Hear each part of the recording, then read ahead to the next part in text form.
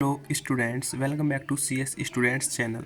आज मैं शुरू करने जा रहा हूं कंप्यूटर नेटवर्क्स की एक कंप्लीट प्लेलिस्ट। इस प्लेलिस्ट के अंदर मैं हर एक टॉपिक को अच्छे से कवर करते हुए इस पूरी प्लेलिस्ट को कंप्लीट करूंगा।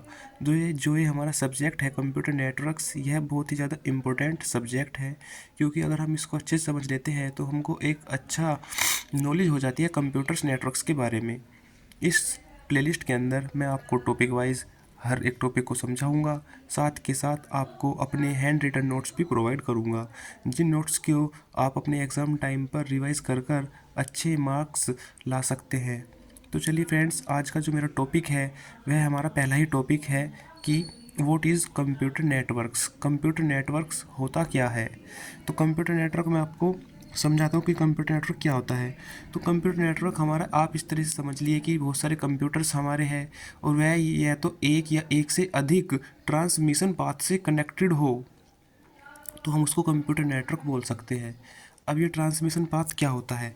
तो जो हमारे पास ट्रांसमिशन पाथ होता है, ट्रांसमिशन पाथ यानी कि जिस एक ऐसा वे या रास्ता जिसकी मदद से हम इन्फॉर्मेशंस को शेयर कर सकते हो, यानी कि एक कंप्यूटर से दूसरे कंप्यूटर के बीच में हम इन्फॉर्मेशन को शेयर कर पाते हैं, वो होता है हमारे पास ट्रांसमिशन पाथ। वो एक भी हो सकता है किसी कंप्यूटर के बीच में, या एक से ज़्यादा भी हो सकता है। तो चलिए इसकी डेफिनेशन को हम पढ़ लेते हैं। A computer network is a number of computers interconnected by one or more transmission path। यानी कि वन और मोर यानी कि एक या एक से ज़्यादा ट्रांसमिशन पाथ हो सकते हैं। The transmission path often is the telephone line due to its convenience and universal presence।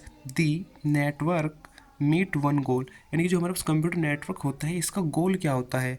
तो जो हमारे पास कंप्यूटर नेटवर्क गोल क्या होता है, इसका गोल होता है बेसिकली इन्फॉर्मेशंस को एक्सचेंज करना, यानी कि जो हमारा transfer exchange of data between computers and the terminals, यानी कि डेटा को शेयर करना इसका गोल होता है।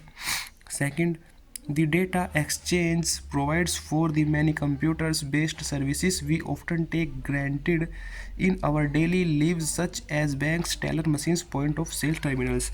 तो जो हमारे पास डेली हम लाइफ में देखते हैं, जैसे कि हमारे पास बैंक है तो बैंक भी पूरे कंप्यूटर नेटवर्क्स के ऊपर डिपेंड है, यानी कि जो बैंक्स के अंदर कंप्यूटर होते हैं सर्वर से कनेक्टेड होते हैं, जिनकी मदद से यूज़र्स के जो अकाउंट्स होते हैं उन सबको मैनेज करते हैं।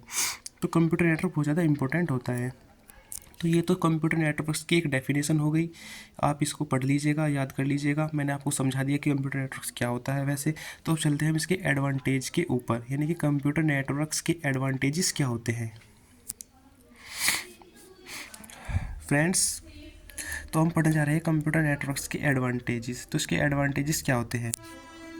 तो जो उसका पहला एडवांटेज होता है, पहला एडवांटेज यह होता है कि जितने भी, जैसे आप देखते होंगे कि जो हमारे जो मॉडर्न ऑर्गेनाइजेशंस हैं, यानी कि बड़ी बड़ी कंपनियां हैं, तो उनके जो कुछ ऑफिस है किसी देश के अंदर अलग अलग लोकेशंस पर होते हैं। कुछ ऑफिस यहाँ पर है, कुछ ऑफिस अलग लोकेशन पर है, या अलग कंट्री के अंदर है, तो ऐसे होता है। तो कंप्यूटर नेटवर्क्स यहाँ पर एक बहुत ही बड़ा रोल प्ले करता है। तो जो भी अलग अलग ऑफिस होते हैं उनके जो अंदर एम्प्लॉय होते हैं, उनको कंप्यूटर नेटवर्क्स की मदद से एक दूसरे से कनेक्ट होने में आसानी मिलती है।